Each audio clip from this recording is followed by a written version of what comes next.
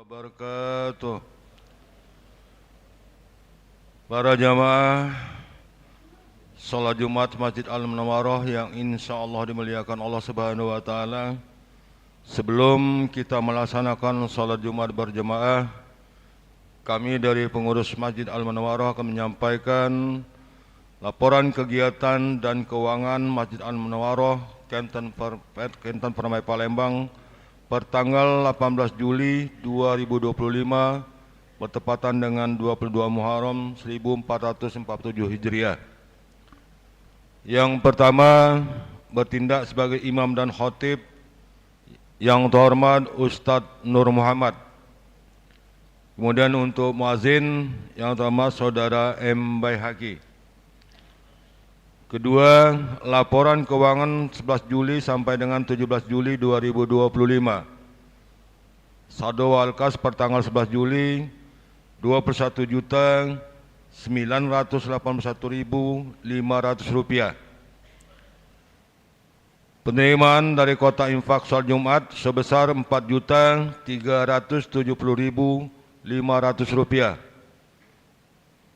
Total kas tersedia 26.352.000 rupiah. Kemudian untuk pengeluaran dari tanggal 11 sampai dengan 17 Juli 2025 sebesar 5.046.000 rupiah. Saldo air kas per tanggal 17 Juli 21.306.000 rupiah. Sementara untuk saldo bank per tanggal 17 Juli sebesar 40 juta rupiah. Total kas dan bank per tanggal 17 Juli 61.306.000 rupiah. Palembang 18 Juli 2025, Bendara Masjid Dr. Andes Haji Abdul Hamid Husin KCA, Ketua Pengurus Masjid Dr. Haji Hendri Faroza SPBMH. Para jemaah salat Jumat Masjid Al-Munawwarah yang insya Allah dimuliakan Allah Subhanahu wa Ta'ala, mohon keikhlasan kita bersama untuk membacakan surat Al-Fatihah yang kita tujukan pahala hadiahnya kepada para donatur yang telah memberikan infak dan sedekah kepada Masjid Al-Munawwarah Kenten Permai Palembang. Semoga diberikan kesehatan, dimurahkan rezekinya, dan segala amal ibadahnya diterima oleh Allah Subhanahu wa Ta'ala. Amin ya rabbal alamin. Al-Fatihah. A'udzubillahi minasyaitonir rajim. Bismillahirrahmanirrahim. Alhamdulillahirabbil alamin arrahmanir rahim maliki yaumiddin. Iyyaka na'budu wa iyyaka nasta'in. Ihdinas siratal ladzina an'amta 'alaihim ghairil maghdubi 'alaihim waladdallin. Terima kasih.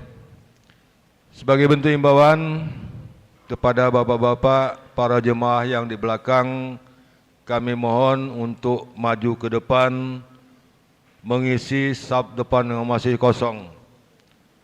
Sekali lagi kami himbau kepada para jemaah bapak-bapak baik yang baru masuk ataupun yang di belakang agar kiranya maju ke depan mengisi saf depan yang masih kosong demi kesempurnaan sholat Jumat kita.